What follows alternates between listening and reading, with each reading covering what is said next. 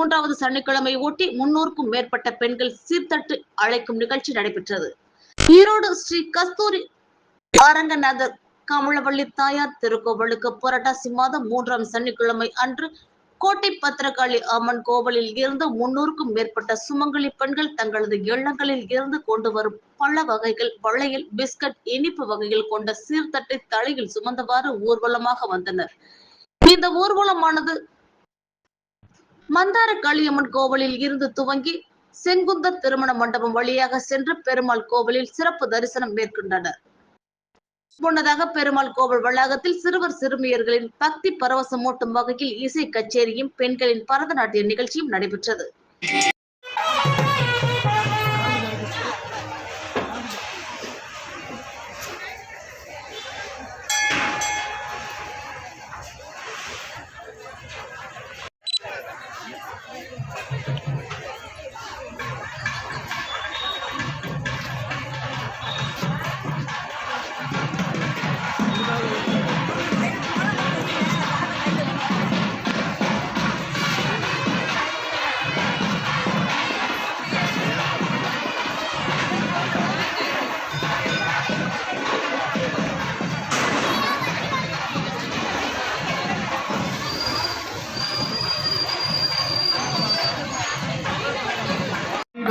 சுந்தரேஸ்வர் மைந்தனே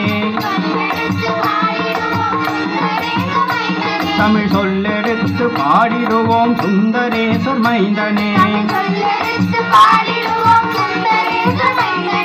சுவாமி சரணம்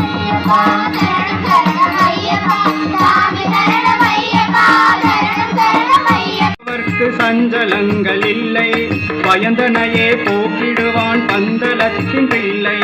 அபயம் என்று சரணடைந்தால் அகண்டிடுமே தொல்லை, அவனின்றி அவனியிலே அணவும் அசைவதில்லை.